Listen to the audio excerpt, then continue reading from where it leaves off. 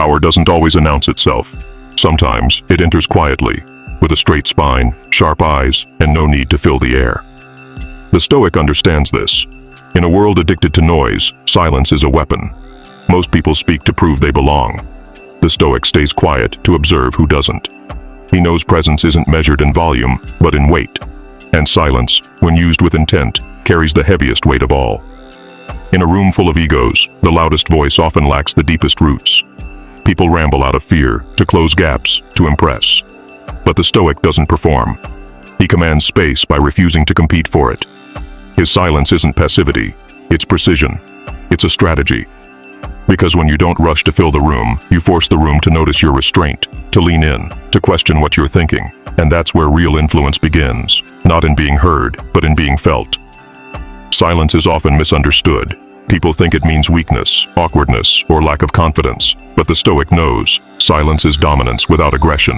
When you withhold your voice, you don't shrink, you sharpen. You heighten the impact of everything you do say, because it's measured. When you speak less, people hear more. They lean in, they anticipate. That's not by accident, that's by control. Seneca taught that speech is silver, but silence is golden. Not because words aren't powerful, but because silence reveals who's actually in control. The loud chase attention, the calm control it. The Stoic uses silence the way a master swordsman uses stillness, not to avoid the fight, but to own the timing. He doesn't interrupt chaos, he lets it collapse under its own weight. He knows the room will always expose itself. The insecure will overshare, the fearful will overcompensate. And when they finally run out of breath, that's when his voice cuts like a blade. Silence gives you leverage. In negotiation, in conflict, in leadership, it turns pressure back on the other person. When you don't react, they reveal themselves. When you don't rush to speak, they start second-guessing. That's when you learn the most. Not when you're talking, but when you're listening. Not just to words, but to tone, to energy, to hesitation. The Stoic listens like a tactician. Every pause is a calculation. Every quiet moment is a setup for clarity or precision. In a reactive world, silence becomes a signal. I am not controlled by urgency. That's power. That's composure. And if you felt it, that inner strength that comes from restraint, you already know this isn't about tactics. It's about transformation. And if that's the journey you're on, you're in the right place. Inner legion isn't noise, it's structure. It's training for the modern mind, for people done with over-explaining and ready to lead with presence. If this speaks to you, don't wait for permission. Subscribe, watch in silence, grow in silence. Silence trains you to stop reacting. When someone insults you, silence is how you deny them control. When someone tries to bait your ego, silence shows you're not playing the same game. The Stoic doesn't silence himself out of fear. He does it out of mastery, because nothing unsettles the insecure more than someone who refuses to be provoked. No comeback, no flinch, just stillness. That stillness isn't empty. It's full of calculation, self-trust, and discipline. In leadership, silence shows strength. You don't have to speak first to be respected. In fact, the more you speak, the more you expose. The Stoic knows when to speak, and when to let others unravel themselves.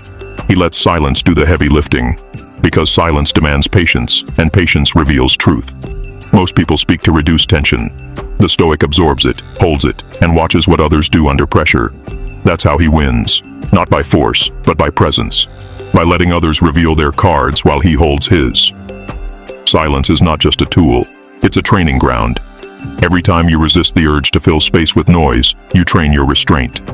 Every time you hold back from interrupting, defending, or explaining yourself, you build mental armor. The Stoic treats each moment of silence like a rep at the gym, resistance that makes him stronger. He doesn't rush to defend his ego because he's not a prisoner of it. He knows, not reacting is sometimes the loudest thing you can do. People who rely on noise to feel powerful eventually burn out. Their influence fades the moment they stop talking. But the Stoic's power lingers. It lives in how he makes people feel, not by dominating them, but by remaining undisturbed. That calmness is rare, and rare things are magnetic. The Stoic doesn't force respect. He creates an environment where it naturally emerges. His silence becomes a mirror, showing others their own insecurities, overreactions, and need for approval. He doesn't need to prove anything. His stillness proves enough. The Stoic knows that silence isn't the absence of noise, it's the presence of self-control. He doesn't need to dominate a room with volume, because he already dominates himself. And that's the highest form of power. Not the kind that flexes, the kind that holds steady. the kind that doesn't need to prove presence, because it's felt the moment he walks in. While others compete for attention, he commands it, by doing less, but meaning more. Silence, when chosen, becomes a filter. It repels the shallow. It attracts the serious. It separates those who seek applause from those who seek alignment. And in a culture where speaking quickly is seen as intelligence, the Stoic redefines wisdom as the ability to wait, to listen, to strike with intention. His words are few, but they land heavy, because they come from stillness, not desperation. So ask yourself this: when you enter a room, do people feel your presence, or just hear your voice?